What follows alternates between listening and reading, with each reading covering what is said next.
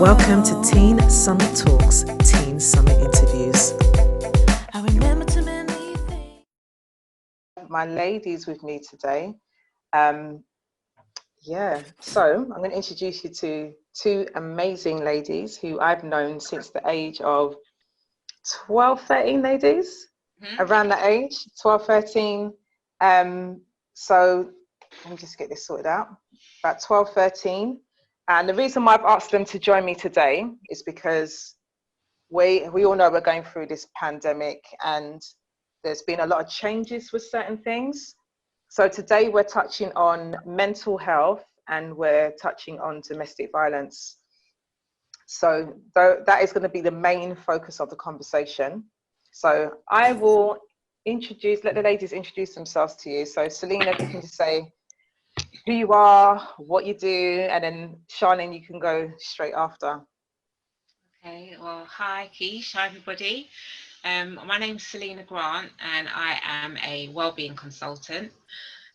What does that mean, wellbeing consultant? I trained initially in mental health nursing back in 2000, and then I've also went on and trained as a cognitive behaviour therapist. Done a master's in mental health, and I'm also a counsellor and am a senior member of the accredited counselling coaches, psychotherapists and hypnotherapists organisation. So I've now gone on and set up my own business and work as a wellbeing consultant within my own organisation. That's what I'm talking about. Sure. Okay, so my name's Charlene Noel. I am a Violence Against Women and Girls program and strategy manager. And basically what that means is that I write strategy and programs for violence against women and girls, which is mostly domestic abuse. My background is I'm a trained nurse and midwife. I have a master's in obstetrics and gynecology. I started doing a PhD in March, which is going to be around criminogenic behaviour and intersectionality when it comes to domestic abuse and trauma. That's me. Wow. And that's exactly the reason why I have you two today, because your credentials are absolutely amazing and it truly inspires me. So the first question I'm going to direct to you, Shah. How long have you been working in Lewisham Borough, and what do you enjoy about your role? Okay, so I've been working in the London Borough of Lewisham for about 11 years.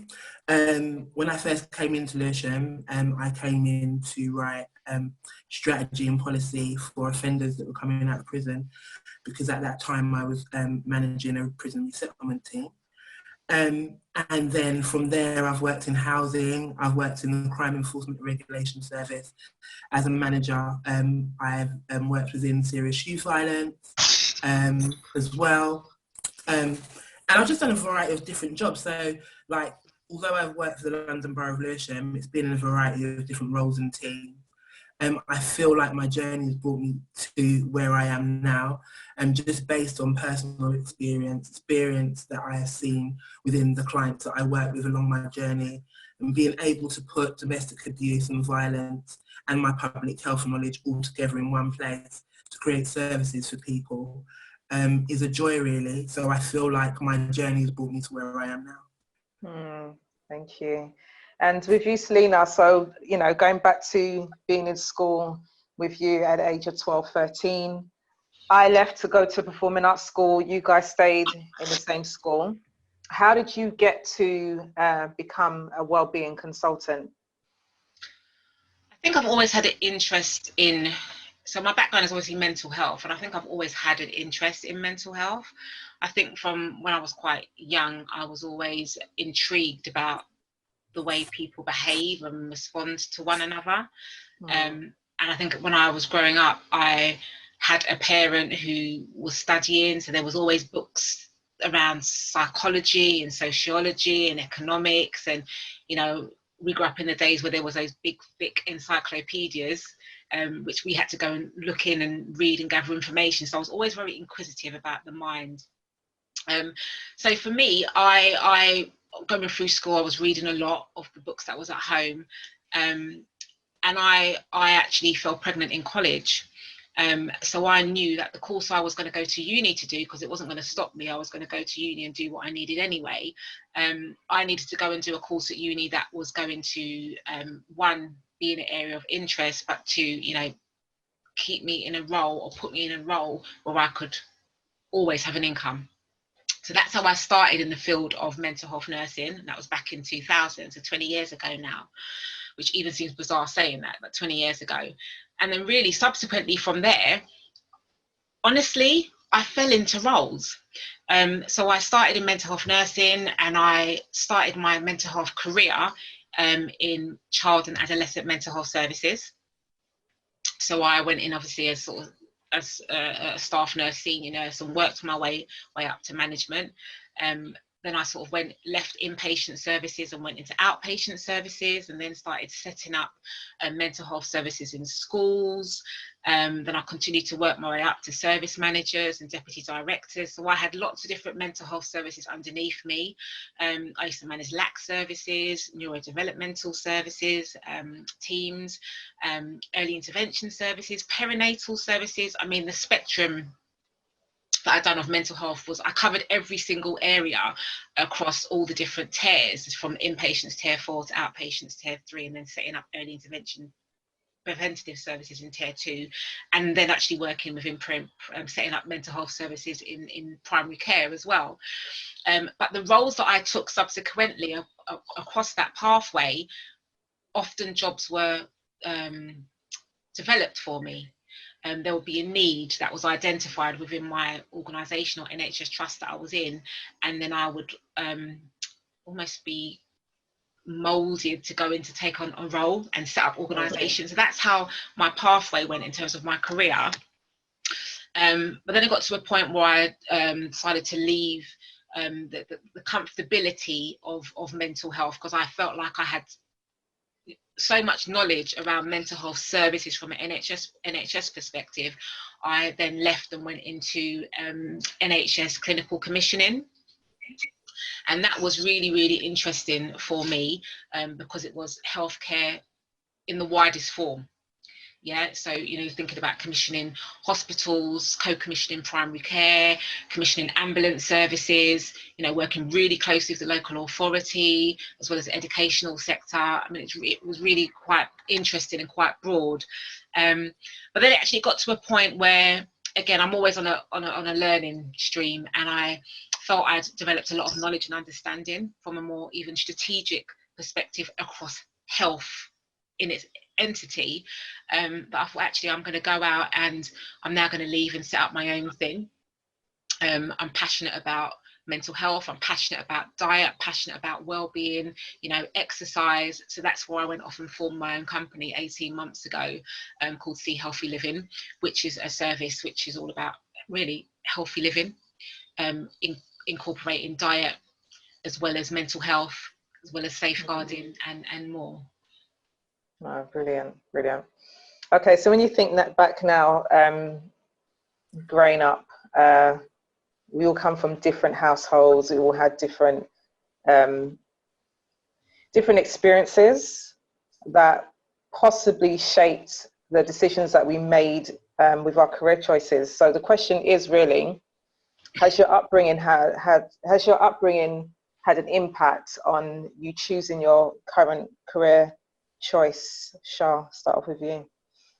I definitely think that it has. You know, my mum is actually a nurse, and she's been a nurse for like 45 years. I didn't really actually ever want to be a nurse, because I saw how hard she worked. But I decided that in my younger self that actually, you know, I enjoy caring for people, and I enjoy talking to people, and I enjoy problem solving. And you know, I'm so talkative. I just talk all the time. I was always a chatterbox of my friendship group. And you know, I enjoy seeing people win.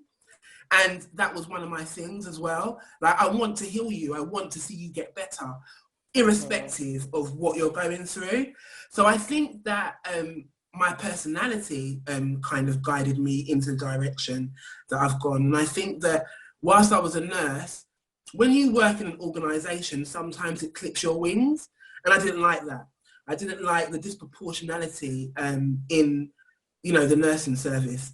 The fact that, you know, black women weren't well thought of. We weren't in, you know, high-ranking positions, and you had to fight so hard to get there.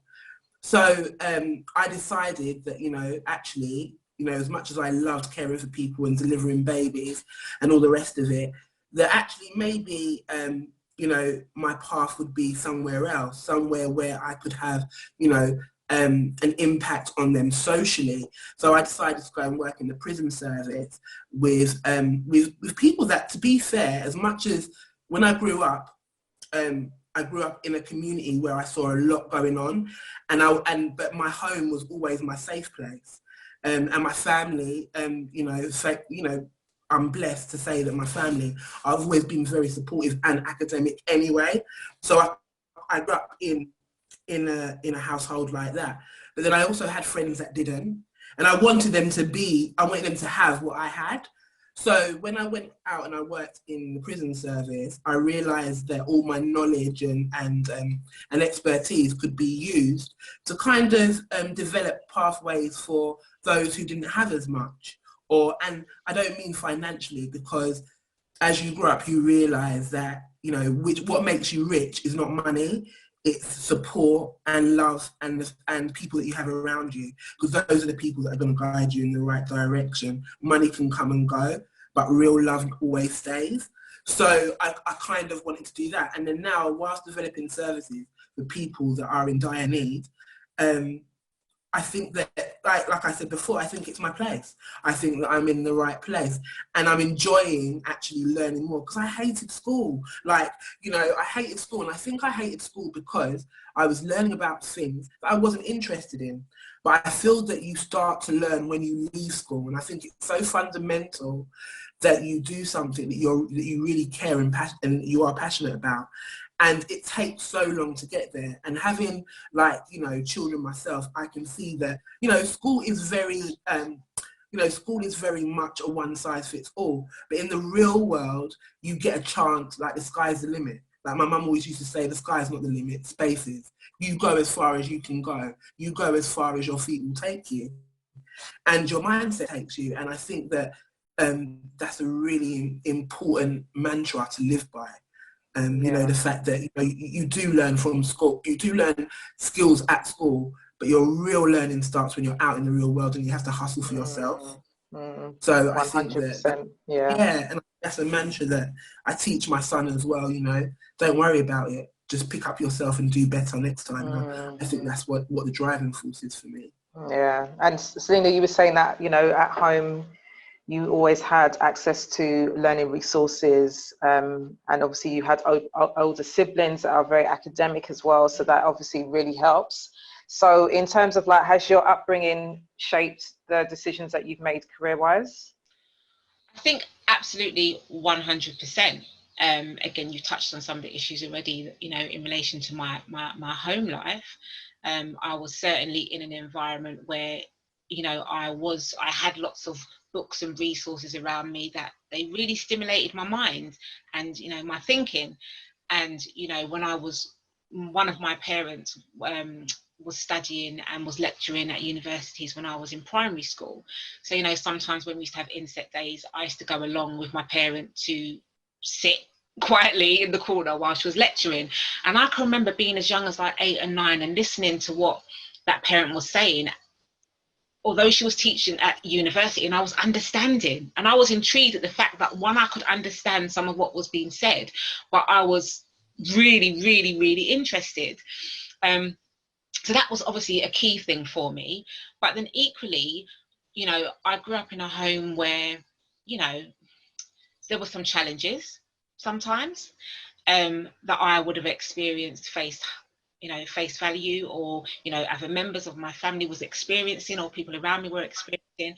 And again, that really intrigued me, because it made me think, oh wow, so how comes people treat each other like that? Or how comes people interact with each other like that? Or how come this is going on in my household, but in my friend's household, this is happening. It stimulated my thinking. And from a very, very young age, I was very really intrigued about the way people think and act and behave. And that's a hunger that has never left me. To this day, I think I'm probably even more passionate about it now because I have a lot more wisdom. I have a lot more knowledge, and knowledge is good, but you have to have wisdom because you need to know how to use that knowledge. So that has really grown over time with me. And it's something that I really appreciate, having that and that desire and that thirst and that hunger for that information. But I think, there was a lot of challenges, and it's made me, it made me think about, okay, so this is all happening. I'm seeing and I'm witnessing all this stuff around me. What can I do where I can influence? And that's why I've always put myself in positions. I fell into particular roles, but at the same time, I've had an option to go into those roles or not, praise be to God. And the roles that I've gone into and I've opted then to take up have been the roles where I have been in a position of authority, where I have been in a position where I can write that policy or that piece of strategy, where I can be in that position where I am influencing service design, all within the NHS healthcare. And for me, that's been my way of, I suppose, fulfilling that need and desire in me to help, because I've always been a person who's been compassionate, who's, I empathize with people. I'll tell you a thing, when I was young, I must have been about 5 or 6, and I was with one of my parents doing the usual Saturday shop, and there was this lady. I was getting into the car with my parent, and this lady came up to the car, and she was what I know now. She was clearly suffering from mental health difficulties, and she was pregnant, and she was pleading for help. And I remember my parent was really quite scared, and I can understand, because she didn't know whether that person was going to try and snatch me or grab me. But I felt no fear at all. That might have been my innocence. But what I remember feeling, and it was so impactful because it even touches me now, is I just wanted to help her. I wanted to help her, and I wanted to understand why she was in that position. Why did she find herself roaming the street? But with a child, I knew she was carrying a baby, so I knew she was going to bring a child into this world. But what was it that got her to that place? And why wasn't no one helping her? Why was she coming to us and we were strangers? Why did she think it was okay to come to us to seek that help? So one of the things I'm really quite pleased about is, although I've managed a lot of mental health services, one of the things I was really, really passionate about was the perinatal mental health service that I helped set up and develop and run.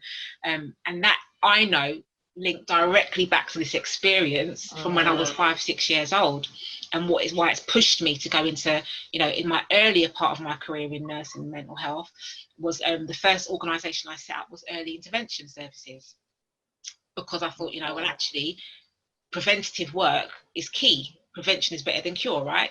So if we can do something so much more earlier on, why not let's do that to avoid further problems later on? So I think for me, wholeheartedly, mental health and my upbringing, my personal upbringing, has certainly influenced me greatly, and it's just increased my hunger and thirst for more knowledge over time. Okay, thank you. So thinking back now, like in terms of what you do, because we all work in the public sector and we all face some really challenging times sometimes in our roles. So thinking back, what is the hardest challenge you have been through in your career? So Shah. Oh my gosh, there's been so many, because I've had such a varied career pathway. So, from being a nurse and working in institutions, to working in prisons, to working in prisons abroad. I've worked in prisons in Ghana, in Jamaica, and do you know what I think the most challenging thing for me is? Getting people to be culturally competent and understand who you are as an individual. And I've got to be real here. I'm a black woman, and I'm a black woman that is quite eccentric in the way that I dress. I have piercings. I'm not what you expect. I have dreadlocks. And I don't succumb to anyone's expectation of me. And I think that having the wisdom, as Selena said earlier, to be that person and still have an impact and have people listen to you, has been a challenge.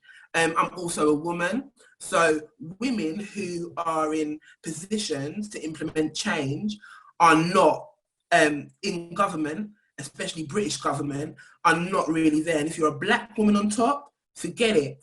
And also, like I say, I'm eccentric. I dress the way I want to dress. I go into board meetings in Converse and Vans, and I'm just Charlene, because deep down I know that I have the knowledge base and the skills to do what they can't do. And it's taken me a long time to be that strong, to not, not be discouraged by what other people's perceptions of me are. I know what my journey is. I know what I'm trying to do. I know that I'm trying to do something for the greater good. As a child, I experienced domestic abuse in my household, and I didn't know what it was, and I didn't know what the impact on me would be as an adult. And I do a lot of work around making practitioners trauma-informed, actually thinking holistically about the individual in front of them. And I think because of my characteristics and the way that I am as a person, no one would ever know about any form of trauma that I had undergone in my childhood, which I think has had an impact on the way that I do things now, because I'm someone who writes strategy for people that I care about. So I might not know you, but I know that it will have a positive outcome because I didn't have those services growing up as a child. So for families, that's one of my driving forces, and a challenge at that, because you find that a lot of people that write strategy are people that don't understand the people that they're working for. Yeah. And they make all these rules and regulations. And I think for young people, especially, it's very important that you understand the political forecast of the place in which you live, and that you vote for the right government, and you have a say in what goes on in the land in which you live. And you'll find that challenging. Why? Because you're black, and do you know what I mean? Disproportionality. We could we could argue the fact that, it's a free world and everyone's got freedom of speech. But when you're working in certain industries, you'll find that actually, no, they try to clip your wings. But now I have a voice, and now people listen to what I say, and take it on board. So for me, the challenges that I've encountered have been worth it, because although it's caused me pain and distress, other people will win out of what I've experienced. So for me, it's an important fact. So I would say that. Proud of you, ladies. So proud of you.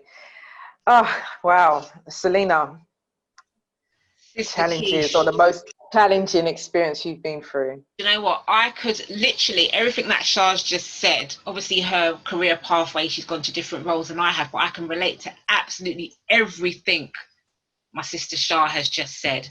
There has been so many challenges that I've been through over the last 20 years in my career, far too many that I want to mention, okay?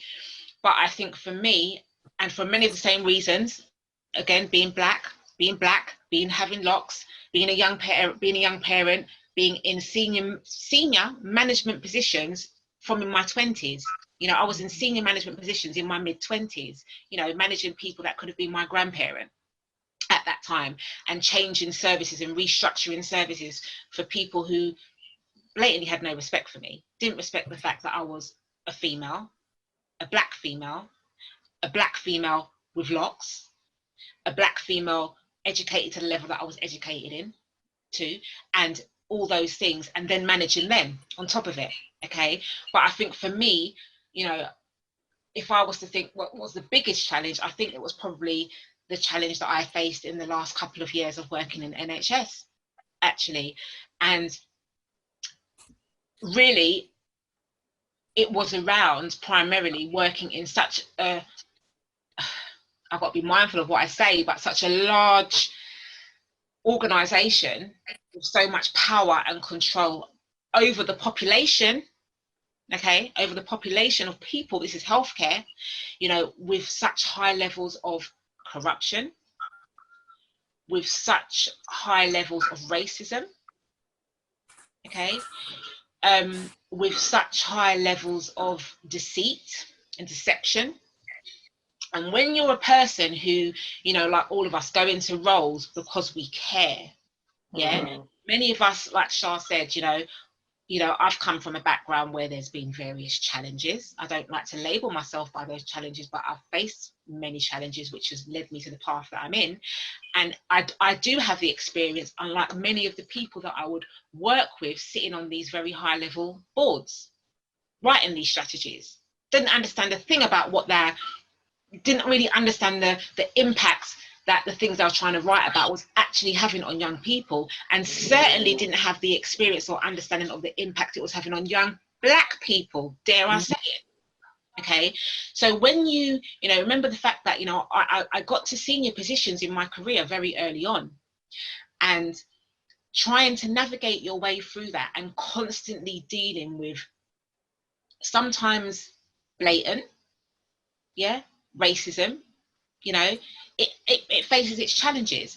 But like I said, the last 2 years, because of the kind of work that I was doing, was commissioning healthcare across a large part of England, bearing in mind I am the kind of person who, I will always speak up. I will always talk about the things that are right, and I will always do a job to the best of my ability. And when things are wrong, I will challenge that, you know. But being in that situation where there were people constantly trying to sort of put you down and constantly clip your wings and constantly going over you because of your face not fitting, despite the fact you are more educated, academically knowledgeable than those people, that was a huge challenge for me. And it's one that, you know, it was difficult, it was upsetting at some instances, you know, but I had to think about my own mental health and make the decisions that were right for me. And actually you know, I give thanks for that time and that challenge, because what it done is it actually kick-started me to actually say, no, hold on a minute, God has a purpose for me in my life, and it's above and beyond what I was doing at the time. So therefore, me, it really gave me that kickstart, really, to go out and use all that knowledge, all that wisdom, all those years of studies, all that experience of, you know, healthcare and mental health and health services and commissioning and strategies and policies, etc., to go and do something which I'm doing now. So, you know, I give thanks, because now I have got a voice, and I had a voice before, but this time I've got a voice without political restrictions. Yeah, come on. And that's the difference for me. So yeah, there's been many challenges, but that was one of the biggest. And rewards as well, right? Absolutely. So we've all got memories of moments of, that's why I do the job. That's why I'm supposed to be here. Yeah, you know? for sure. That's my purpose. Yeah. You know. Yeah. So can you think back, Shah? Can you think back, Shah, when you've had a rewarding moment, like, you know what, I need to be here. It needs to be me. I deserve to be at this table.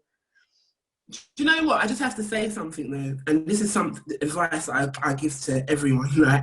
And I think that it is that, you know, if you don't fall down sometimes in life, you don't know how to get up, but it's how you get up, and you make sure that you get up stronger than the way that you fell down. You have to learn from mistakes, and you have to learn from other people's mistakes around you. No path in life is straightforward, and every path has its challenges. So despite the challenges that we face, we still have to continue to strive in what we're doing. And I think that challenges serve a purpose, such as positive outcomes, and they both teach us different things, you know. There's a euphoria around you, you know, an excitement when you achieve something amazing. And there's also a lot of doubtfulness and hurt when you don't achieve, but it makes you want to achieve more. And I think that that's, you know, fundamental to ascertain and understand, especially as a young person. Like, you need to know that actually sometimes one door closes and a bigger door opens. And that's happened to me again and again and again throughout my career. I wasn't just born into this. I wasn't born with a silver spoon in my mouth. None of us were. We've had to work to be able to talk about what we do and how we do it. And so eloquently at that, Yeah. there's been, you know, I think, I keep saying, because I think that's one of the things that I govern myself by. I like to see people around me win as much as I'm winning, because I think that each one teach one is something that's really important. I think that if you have a knowledge base about something, it's like marketing. You know, the word of mouth is the best advertisement. And if you can teach someone something today that they wouldn't have necessarily known, then you're onto a win. And although you know, I write strategy that covers a huge coverage of London and people in London, I always say, like, I don't know, like if 100 families out of the 1,000 that I work with had brighter outcomes in their lives that were governed by things that I put in place, I'm onto a winner. And every day I see, you know, victims, because I write strategy for victims. I see them making positive and positive changes to their lifestyle based on some of the things that I've put in place. But there's one thing that sticks out to me in my career, actually. Well, there's many, but there's one thing that sticks out to me in my career. I remember I was working on a project with the police at this time, and it was around offenders that were serving under 12-month sentences. And I was given this young boy to work with who was a high-risk gang member, actually. And, you know, I had to go around to his house. You know, he lived in a house where, you know, his mum had mental health, his dad was really sick. You know, there was space issues there. There wasn't enough space in the home for them all to live in comfortably. You know, not much was going on around, you know, money-wise. So, you know, I think he felt that as the oldest son in the house, he had to go out there and make money. Obviously, he didn't have the education and know how to do it, so he got involved with a local gang. He was actually in prison when I was going to go and visit him. He was in the Young Offenders Institute. And the night before I was going to see him, his best friend got shot. And like, so I had to go in and not only deliver that news to him, but also talk to him about the safety element of him coming out of prison. And I went to the prison and I told him, and he broke down. And he's someone that was always seen as being pretty tough in the streets, you know, like the police were saying, you know, he's a bad egg, you know, he's this, look what he does to people. I'd watch CCTV or things that he had done. But, you know, I still treated him with respect, and I still wanted to support and help him. Anyway, I moved him out of the area in which he was living in at the time. And he ended up, because he was in an area, he couldn't come back to where, you know, where he lived before, because it was too high risk for him to come back. He was likely to have died. And the area in which I put him in, they had a huge university there. And he ended up doing a degree. Now, I'd stopped working with him and forgot all about him. And about 4 years after that, I got an email from him asking me if I'd come to his graduation. And also a letter to say that, you know, no one showed me support like you have in my life. Thank you. And now he is a solicitor and he helps other young boys. That's amazing. Like him. So I think that is, you know, something that, and I'm being so honest, when I met him, he was so rough around the edges because of things that he's experienced. And now he's a solicitor that helps other young people that are going through what he's been through, and he understands it. And that shows me that as long as you have, you know, the willingness to learn, and you know what I mean, you stand by what you believe in, irrespective, in a positive light, you can achieve things that you never knew you could. And I think that's been one of the highlights of my career, actually. And definitely change of environment, isn't it, as well? You take someone out of their normal change of mindset, and just having that one person in life that's going to force you through. You don't have to have an institution of people that are going to push you through. Sometimes you have like a mentor or an auntie or an uncle or a best friend that can just say those words that you need to hear at that time in your life to make those positive changes. Yeah. So yeah. So that I think that there's been many, Yeah, many that's things good. in life, but that That's good. for me. That's what it's about, isn't it? You know, that's what it's about. And That's I've what been keeps to us his going wedding when as talking well. to teen girls. But I Right. also think that there's this stigma that men are not also abused in relationships, you know, and that's not talked about enough with teenagers because it just seems funny to them. But in terms of like, obviously there's a link between the mental health of the person that is the abuser, and there's also a mental health issue with the self-esteem of the person that allows that to happen. You know, so if you can give advice to any young person out there, what advice would you give them in terms of the signs that they need to look out for, them understanding what they should and shouldn't tolerate, from both genders? I asked some young girls, you know, how would you feel if, you know, a man just came up to you in a party and touched your bum or started to like dance behind you? How does that make you feel? And they were like, it's not that deep. It's not that deep. It's all right. It's not all right. It's not all right for someone to touch you inappropriately without your consent. It's not all right for someone to talk to you like in a way that you wouldn't accept from your friends just because it's your boyfriend. It's not okay. And I think giving young people the confidence to be able to challenge those things in a healthy way is worth its weight in gold. Now, in school, you're not taught about what healthy relationships or unhealthy relationships are. You usually learn from your environment. You usually learn from your family. But if your family is dysfunctional as well, that behavior then becomes the norm. So even though you know that it's wrong, you accept it because you've seen your parents accept it or your grandparents accept it or your sister accept it. But what I would say to young people is that if you, in your heart, if it feels wrong, then 100% of the time it usually is wrong. And don't be afraid to, you know, to say, well, actually, I don't really like that, or I felt quite disrespected when you spoke to me like that, or no, I'm not really ready for that yet. Never ever make someone feel never ever feel forced into doing something that you don't want to do, especially as a teenager. It's so important because that 3 minutes of madness could have an impact on the rest of your life. And I don't think that in schools, when you think about domestic abuse and unhealthy relationships, you don't know about domestic abuse or you don't know how to recognize abuse because if you're never taught what it is.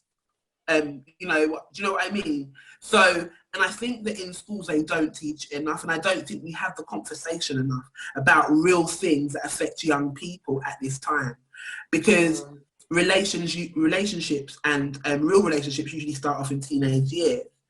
But like I say, I think the main thing that I would say, or advice I would say, is if it doesn't feel right, challenge it. Yeah. So in terms of like, yeah, I totally agree with you as well. So in terms of like, okay, so with Selena now, with the work that you do, the well-being side of it, how would you, because I know you deliver your services in schools as well. So how do we tackle the well-being side of it from a younger age before it develops into something else, before it gets to Charlene's stage, you know? Yeah, so again, all what Charlene's saying is right, and I was sitting there nodding at my head a lot because actually you're absolutely right. Some of the work that I do does involve going into schools and doing obviously some therapeutic work with young people as well as the staff, but delivering various groups as well.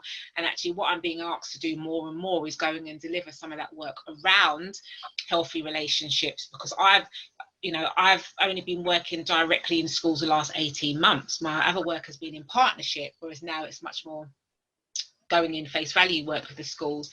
And, you know, it's really surprising when you hear some of the content coming from the children, you know, when we're having discussions and doing the work around healthy relationships, what, you know, you and I might take for granted.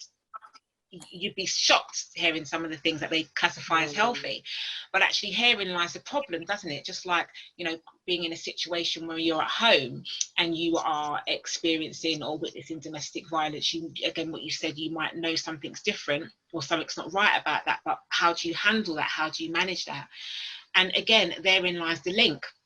between actually the experiences that you're having at home. Because remember, when we think about healthy relationships, yes, it's about pair on pair, but it's equally about that pair parental relationship, that pair other family member relationship. You know, it's just relationships, and there are so many unhealthy relationships that's happening. So, and actually what I'm seeing in my professional experience, this is over the whole time frame of 20 years of doing this work professionally, is actually the link with unhealthy relationships and the increase then in anxiety and depression, and in particular with children, the link then with self-harm or suicidal ideation is huge. It's absolutely huge. And why is that? Because people, like Shah said, they recognize something's not right or something's unhealthy. That safe place, or what should be a safe place for them, sometimes this is the young people, should be home, and it's not necessarily the case. They don't then know where to go with that and look for that healthy relationship somewhere in the most unhealthiest of places. Yeah. Whether that's in an abusive relationship, whether that's in a gang, you know, in a relationship with drugs and alcohol, I could go on. Okay. And that's where then there is the problem, and then where the opportunity for that increase then in the anxiety and the depression to really kick in. And then many young people, unfortunately, going down that road of beginning to think about suicide, or, you know, the impact of social media and seeing lots of people that are committing suicide or getting caught up in self-harming acts, and then they think, oh, that might be a way out. I don't know how to control and regulate these feelings and these emotions. Okay, so if I harm myself, that might be a way to get a release. So we have to be mindful. And I think the answer to the question, I'm going around it in a bit of a long way, but I think actually you have to educate the young people. You have to let them know what is healthy, what's not healthy. But really importantly, you know, you have to provide the young people with an opportunity, a safe space to be able to talk, to be able to talk about what's going on. And I certainly know, being, again, you know, I can't deny the fact I'm a black woman. I'm a black woman, and I look how I do. And going into the schools, some of the young people that I work with, just by the nature of them seeing me in the casing that I have, they automatically in many instances can identify and can relate. Think, oh, there's somebody who might have that cultural understanding or recognition about where I'm coming from, or why there might be some blockages as to why I'm behaving the way I'm behaving, or why I've not been able to talk. So you have to enable these young people to know it's okay to not be okay. That's all young people I work with. It's okay to not be okay. It doesn't mean you're weak or you're not good enough, you know, you're worthless. No, it's okay to not be okay. You know, sometimes, as we said, you have to go down and hit rock bottom. You have to be broken to be able to then be built back up. And I'm just really thankful that I'm, you know, God's placed me in a position. I've gone through my experiences from birth to this point in my life to be able to help people. And I think there's something in, you know, in the word testimony. You have to go through, for many of us and all of us that have been through various experiences, you know, we've had various challenges and tests in our life. And what that's done is it's made our testimonies even bigger, more impactful, I believe, than that person who's on that panel or writing that strategy without any experience. And that's not to take anything from people that haven't been from experiences but have a real keen and desire to want to help. I'm not saying that they're not to be considered, but there is something in it once you've walked a particular walk, once you've had a particular experience, you have the knowledge. You have the knowledge and the wisdom and increased, I think, empathy and understanding. Plus, if you're coupled with the fact that you've got the, you know, you're coming from a particular cultural background, with that additional knowledge, I do believe many might want to argue against this, but there is a greater understanding. And I think with that greater understanding, I believe there's a greater impact, especially if you're then able to go into those positions where you can write that strategy, you can inform that policy, that service redesign. It's impactful. And that's when I've placed myself in particular, you know, roles and positions. Yeah, I agree with you. I think as you were talking, I was thinking back to a situation that I was based to manage in the school that I worked in Brixton. and it really troubled me. It's a young lady who was attacked by another male student, and I think they were in year 8 or year 9 at the time, so like 13, 14. And when I say attacked, I mean like the boy was kicking her, you know, in her head, punching her to the point where she ended up going to hospital, you know. So what I had to do, and I'd never done anything like this before, was a family reconciliation. So I brought both of the families together, and I wanted her family to confront his family with him being present, because I wanted them to know the impact it's had on the family dealing with this situation, you know. And the funny thing is, the dad of the victim, as soon as he saw the dad of the boy's father, he recognized him. He said, I worked with this guy because the dad is in a program because of domestic violence. So this young boy has seen his dad being violent towards his mum, and he thinks that's the way of dealing with rejection and conflict, and then he's gone and attack this young lady. The sad thing about it is that that situation will follow her. She's not going to forget about that, because it was traumatizing. You know, it was traumatizing for me as a teacher to have to deal with a situation that I've never even heard of before in schools, especially at that age. And I wish that back then we had things like Teen Summit, Teen Girl Summit, Teen Boy Summit, because I think that is so important that we have programs like this as much as possible, so it's drummed into their heads that this isn't okay, this is okay. And then outside of that, there's, oh, when you know what you want to do in life, these are the examples of people that are doing really well in their career paths. This is how they manage to deal with the challenges, and this is how they demonstrate resilience. So I wish there was more things like that back in the day when we were growing up. And thankfully, we've managed to come through the system, and we're all doing really well in our careers and etc. So to end the discussion, like, what would be needed in your career fields to improve it? Trying to, you know, work with these things in a more proactive way. Trauma and, you know, and situations like COVID, we know causes mental health. So why have we not got programs that work with these things before something disastrous happens? Yeah. Why do we have to always wait for a critical incident? So I think in conclusion, I would say, be more proactive, yeah, instead of reactive. Like, plan ahead, plan on what you want to see change before a critical incident happens, before somebody loses their life, you know, before we have a pandemic, before we have anything, because then it helps us when we have situations like that, be able to manage it proactively. I agree, right, 100%. You have to invest in the communities that you work in if you want to implement any significant change. And you also have to be that person sometimes to make that change. And don't be afraid to say what you need to say, because you're always going to shake and break people when you speak. But if you know that what you're saying is from the heart, don't ever be afraid to say it.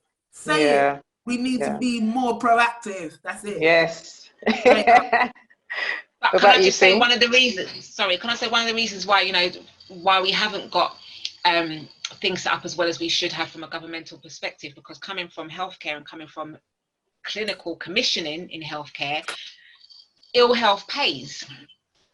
We must remember, we have to remember. Function, Remember one of the questions you asked me, Keisha, you know, about one of my roles, one of the reasons why I left, and one of the biggest challenges was around the corruption, the level of corruption that I was in an organisation, and just by the nature of me being in a role I was then part of, and I've got morals, so I had to then move on. And what I saw more evidently than anything was the fact that it pays for people to be sick, to be ill. Now, if we just take, I mean, this could be a whole session in itself if we just think about some of the health inequalities. You know, Charlene's touched on so many of those things already. Now, when I was working in clinical commissioning, okay, again in a senior position, one of the boards I would sit on, there was many, but one of them in particular, which I'll make reference to, was the serious incidents board. And one thing I was really, to be quite honest, sick and tired of seeing is reviewing and hearing about the deaths or the medical mishaps, okay, that were happening with people from Black and ethnic minorities, okay, And still happening. and are still happening. Yeah. And like Shah said, well, we can sit and we can analyze and we can review and we can investigate these things, and we know what the actions are, the steps we need to take, but yet we keep finding ourselves in the same cycle. Why is that? Now, again, Charlene's hit the nail on the head. In order to move things forward within my field in mental health, it's one answer. It's investment. You just need to invest. Okay, if you invest into appropriate housing, if you invest into appropriate healthcare, if you invest into appropriate training and education, if you invest into the youth, okay, into appropriate social activities to keep people off the roads, okay, if you invest into early intervention, there are papers and papers and papers and research after research after research. One of my whole modules was on this subject 8 years ago, you know, the health inequalities. It's been spoken about. It's been spoken about all the contributing factors that are enabling people's mental health to deteriorate. It's been highlighted and researched time after time what needs to happen. We all know it. These areas I'm touching on are just a few, but ultimately it takes investment. But as I said in the very beginning, it pays for people to be unwell, and that is 100%. Yeah. And you know, when you're talking about funding, like for me, when I was setting up Teen Summit, I was so against funding, because my thing was that if I get funding this year and then I don't get it the next year, then I would have to fund it or get people to come for free. So my thing was, I will start it without funding, and I will invite people and they will have to volunteer their time. And when there is money, I will pay them. You know, if we have an all-day event, I make sure that they get fed. I make sure they get, you know, rewarded at the end of the day and stuff like that. So for me, it was that I was scared of funding season and not being able to continue the services. So I paid for it myself. I did it as much as I could on using free services, because, you know, for most people, a lot of people do want to go into schools. A lot of people just don't get the opportunity to go into schools. No. And Teen Summit was that platform where I could invite people that I wanted to invite. And it was, you know, my judgment of the people that we invited was trusted by the head teacher, you know. So I think at the same time as well, it's about, when the services in schools, about who is leading the school. Yes. That person then is in charge of where the money is spent. So for me, it was like, if I do 2 years of Teen Summit and they can see the value of it, then by that time we've got loads of feedback from the kids, so we can see the impact. And then it's like, if you want this to continue, it's going to cost X amount of money a year to sustain this, you know. So that's the stage where we're moving into now. So I'm quite grateful for that, you know, because money is a huge issue for the public sector, and the public sector are the sectors that serve the public, you know.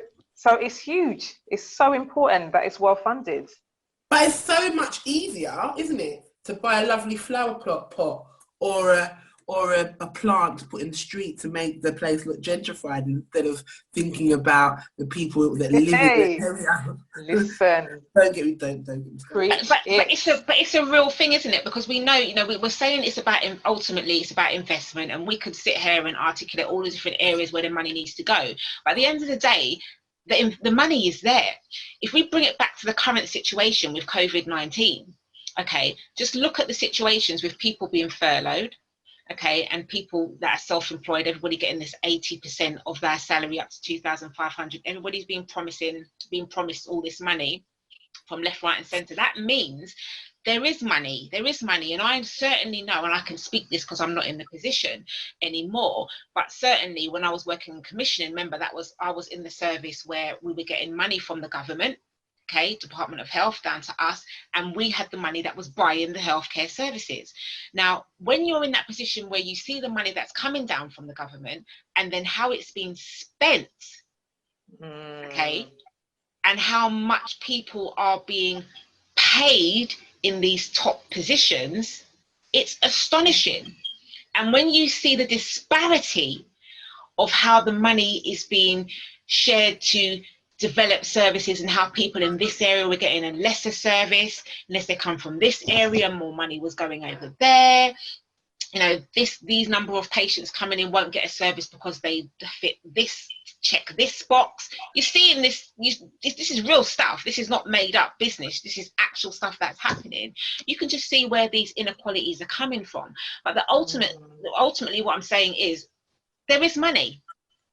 There is money. It's about how people are choosing to use it. So, you know, people that are in our positions, and, you know, I've kind of fallen into particular roles. And even when I set out to do my work in my business, some of it was to be in schools, but actually a lot of it is now ending up in schools. But I'm really grateful because I recognize that is the place where I need to be. That is the place where my be.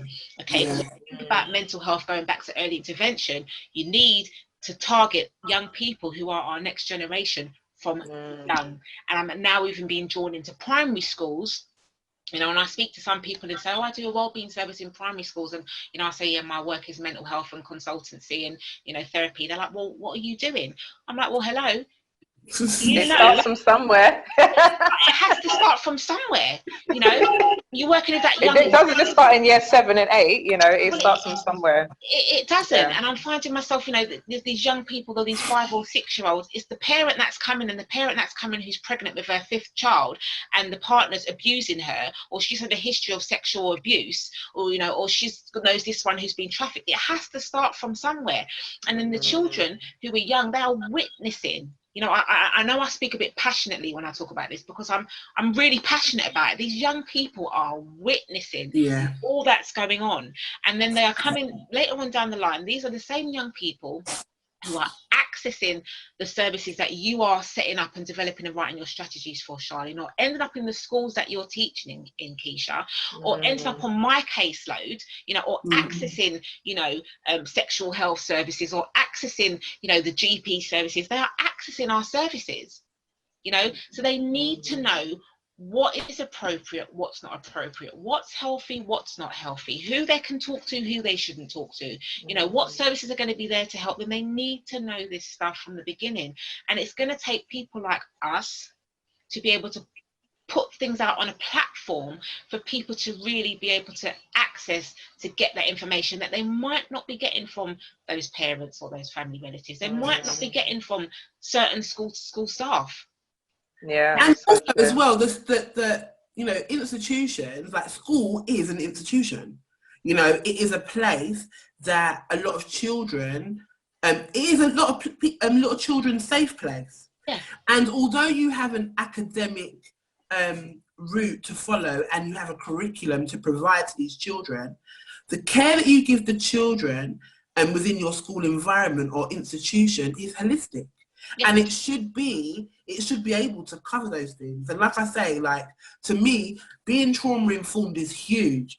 And I don't understand, right, how any practitioner, whether you be a nurse, whether you be a teacher, whether you be a social worker, anyone who is front facing and that is working with the public, that you need to be trauma informed. And I don't understand how you can just see a child in front of you and judge their bad behaviour on ADHD or ASD or a behaviour deficit, or some kind of behavioural deficit, or they're dyslexic because they're not learning properly. It's not. Like, you delve in and you peel back the layers of that child, you will see a reason why they are the way that they are. You know, lack of stimulation at home, you know, and then neglect comes in different ways as well. Neglect is not only just like, you can be a neglectful parent and dress up your child in the best clothes known to mankind. It doesn't mean to say that you're stimulating their minds. So there's so many things, you know, the wrong food, like, you know, you say health and well-being is holistic. How they look after children in schools is holistic. It is not just bog standard, hello Frank, welcome to your class, here's your reading book for a week. It don't work like that. because there's got to be other fundamental environmental factors that have an impact on the way that child learns anyway. Yes. Can I just say on that point as well, though, I know we're wrapping up, Keish, but again, one of the things, you know, and I just love the work that I do, because one of the things I'm being asked to do more and more again as well is come in and meet with the principals, the vice principals, the SLT, safeguarding team, and actually provide a well-being supervision to them. Because actually, we know in school, you know, schools are the social workers, you're the parents, you're the teachers, you're the everything. All right. Yeah, and there's no support.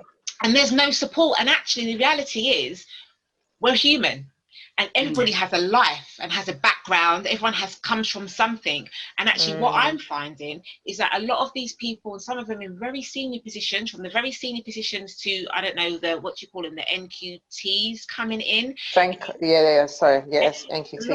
People have their own issues, which what I'm finding, this is what I'm finding in my experience, is sometimes a blockage to doing some of that work with the young people, because it means facing their own internal issues, which they don't have any support with. They don't have any support with it. Yeah. And if you're in a position, you know, if you're thinking about you're in a teaching establishment and you have your own things going on, which is affecting your mental health, okay, to some level that is going to be passed down the line or be picked up. Remember, children are very sensitive. Children are very, very, very sensitive. Just think back to us when we was at school. We know that teacher who was a drunk, or you know, who was going through something. We could pick that up. We could sense that. We might not. I don't remember anything about school, Selena. I'm too old now. I remember.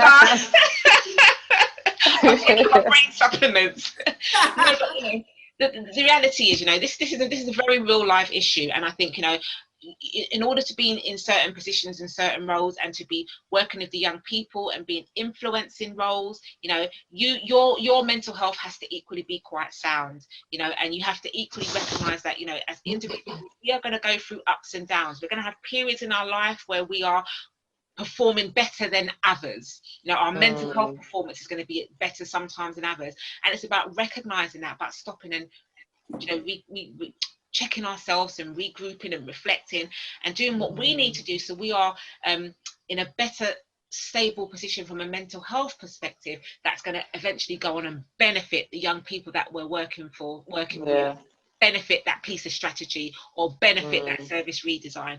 It's important. Mental health is the key to absolutely everything. There's not one area, there's not one area that I couldn't jump on a conversation with about whatever it is, because ultimately mental health is going to be part of that dynamic of conversation.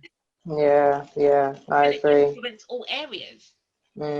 You know, and you know what, I always say this as well with mental health, which is so important, and it is this: if you fell over and cut yourself, or you got run over, or you know, or you go to the hospital and seek help so that you could heal the wound that you've received, and mental health is exactly the same thing. If you're not thinking straight, and if something's going on in your head, you need to get help, and it's all right. And I think culturally, you know, as Black people as well, and I'll bring it back to Black people and other ethnic groups, cultural groups as well, and cultural groups, it's not okay not to be okay, like Selena said earlier. It's almost seen as, oh my God, that person is mad, and then, you know, that group that they're in kind of disown them, or you know, or act like they're not around, or you know, they're just crazy, don't speak to them, when in actual fact, you know, we have mental health, we have, like, what is it called? I was learning it the other day. Selena, what is it? A mental health kind of like emergency crisis team. You talk about crisis teams? No, it's almost like emergency mental health resuscitation. What is you're referring to sort of like the mental health, like a mental health awareness. But it's something that professionals can use to identify there's mental health in clients straight away, almost like a kind of, you know, like you would if you see someone in crisis. There's a pathway to follow, and I think there needs to be they need to develop that for children, because there's a lot of children who are experiencing mental health, but it's called other things, like, you know what I'm saying? And I think that needs to be implemented in schools. And I know it's difficult for teachers, because teachers also have a job to do to make sure that they get through and that they're meeting, you know, they're meeting the standards that they have to meet and the targets that they have to meet. But they're not going to meet them unless the children are mentally sound. Yes. So the two kind of go together. Yeah. You know? That's one of the things that I'm doing in some of the schools, in the two of the schools that I'm in, which is good. But then where I get a knockback actually is when actually these students are then identified, and then we're trying to pass them on to then appropriate services now. Okay. They won't take them. There's no services. So that's where it goes right back to that point in the beginning. And that's because there's no investment. Exactly. And that's the cycle. And as well, the waiting list for CAMHS is ridiculous, isn't it, as well? And like, you're only a priority if you're suicidal, you know, so it's crazy, absolutely crazy. And, you know, also as well in local authorities, they have like early help strategies, where the early help strategies are supposed to identify those families before they become known to services even more. And the programs that they have for early help, especially when they first identify something's happening, is like a bog standard 12-week program, parenting program that doesn't work. Because to be fair, if there's mental health going on and, you know, there's a chaotic element to your family dynamic, a 12-week program ain't helping you, because you can't do it because you're in chaos. So it's not. But plus you need consent. You need consent. The parent needs to give consent. And then if there ain't consent, you can't do the work. And if you're chaotic and you've got a mental health need, you ain't going to no session at 3 o'clock on a Monday afternoon, because you've got better things to think about. You need to think about, like, as a parent, getting up in the morning and looking after your children appropriately. You're going to meetings at school for your child because their behaviour has their behaviour is a domino effect of how you feel as a parent. So, you know, there's so many other things. So I think that's why I say that strategy and creating services for people is about knowing people and understanding them, because if you don't, you'll create programs that are 12 weeks long that have no impact at all. So that's why, you know, it's so important to understand the forecast of the people in front of you, because if you don't, and so that's why things like Teen Summit are so important, because like, you know, you're dealing with issues that usually would not be discussed with young people in a school environment, but they're so significant to young people, but they don't get the opportunity to discuss things that are close to them that they don't understand. And I've been into Keisha's school actually when she worked in London, and I remember going in there and having those debates with some of the kids. And the disclosures that were made to me, having the penny drop in the classroom because they actually got the opportunity to discuss it, was phenomenal. The kids just wanted to talk about it, but no one talked to them about it, and their parents are not going to talk to them about it. And see what I mean? And their peer group doesn't know how to advise them, because their peer group is their peer group, and they haven't experienced very much. They're at the same developmental stages in their life. So, you know, so having things like Teen Summit are so important, because it raises issues that usually would not get mentioned at that developmental stage of those children's lives. Absolutely. Thank you. All right, so we're going to wrap it up now, because I feel like we can talk about this forever, because we're so passionate about it, and there's so much to talk about. There's so many, it's so dynamic.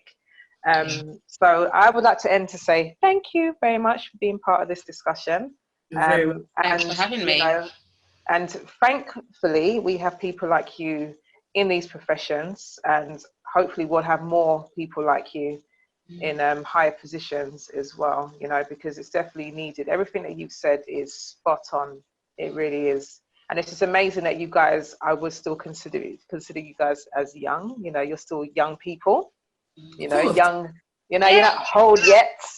So, you know, and like you were saying, Selena, you know, you've been in senior positions in your mid-20s, which is amazing. And Charlene, you know, you're doing amazing as well within your fields and writing policies across London.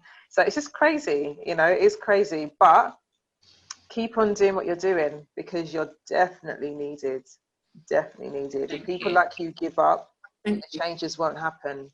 They won't happen. And I want to say keep on doing what you're doing because you have created a platform for young people to be able to learn from, you know, from real people who've had real problems just like them. And it's not all problematic because, you know what I'm saying? But like I said, each one teach one. And, you know, in these discussions, especially in Teen Summit, the penny's going to drop to different children about a variety of different things. Yeah. And I think that you have created a platform for that. It's been your driving force and your passion. So we need to applaud you for that too. Oh, we salute you. Thank you. I salute you both back 100%. You know, by the same time, it's like, again, it's the influences that you have around you. So I'm lucky to have amazing friends that are doing amazing things. So for me, it's kind of like all of that gels into helping me to be the person that I am. Yeah. So like I said, each one teach one. So I'm learning from you guys too. I really am.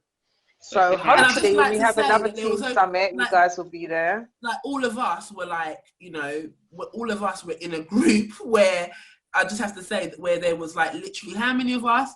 9 black girls in our year group at school. And we're all still friends now, like 30 years later. Do you know what I mean? Selena was the first person I ever met on my first day of school in room 12.